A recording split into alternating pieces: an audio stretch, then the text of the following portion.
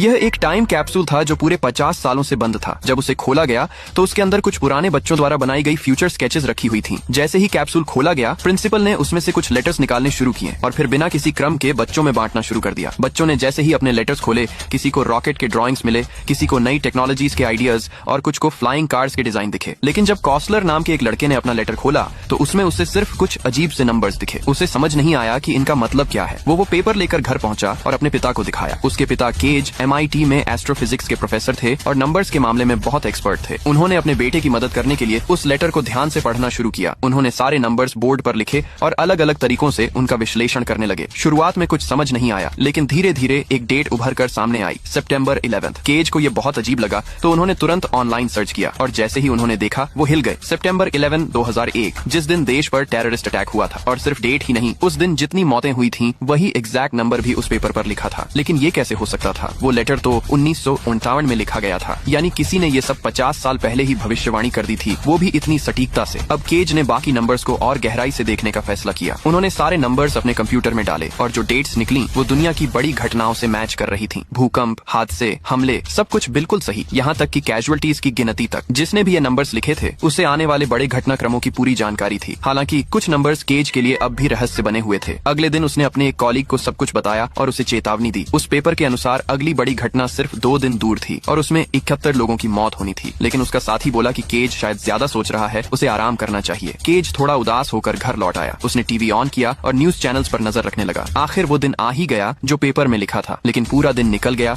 और कोई बड़ी घटना नहीं हुई। बाहर बारिश हो रही थी। केज अपने बेटे को स्कूल से लेने निकला। सड़क पर भारी ट्रैफिक था और गाड़ियां धीरे धीरे चल रही थी। उसने अपने कॉलीग को कॉल करके कहा, शायद मैं वाकई ओवरथिंक कर रहा था, ये बस कुछ बेतुके नंबर्स ही थे। लेकिन तभी उसकी नजर अपनी कार के नेविगेशन स्क्रीन पर पड़ी। स्क्रीन पर लैटिट्यूड और लॉन्जिट्यूड दिख रहे थे। अचानक उसे वो बाकी नंबर्स याद आए जिन्हें वो पहले समझ नहीं पाया था। उसने तुरंत उनका मिलान किया और सब कुछ साफ हो गया। वो नंबर्स दरअसल जियोग्राफिक कोऑर्डिनेट्स थे और वो लोकेशन वही थी जहां वो इस वक्त ट्रैफिक में फंसा हुआ था। यानी आज की जो डिजास्टर लिखी थी वो यही होने वाली थी। केज ने एक पुलिस ऑफिसर को बताने की कोशिश की, लेकिन जैसे ही उसने कुछ बोला, कॉप का चेहरा सफेद पड़ गया और वो बिना कुछ कहे भाग गया। केज ने पीछे मुड़कर देखा और ठीक उसी वक्त उसकी आंखों के सामने वो डिजास्टर घट गया जिसकी उसने भविष्यवाणी की थी। तो दोस्तों सोचिए, अगर आपको पहले से किसी डिजास्टर के होने की जानकारी मिल जाए तो आप क्या करेंगे?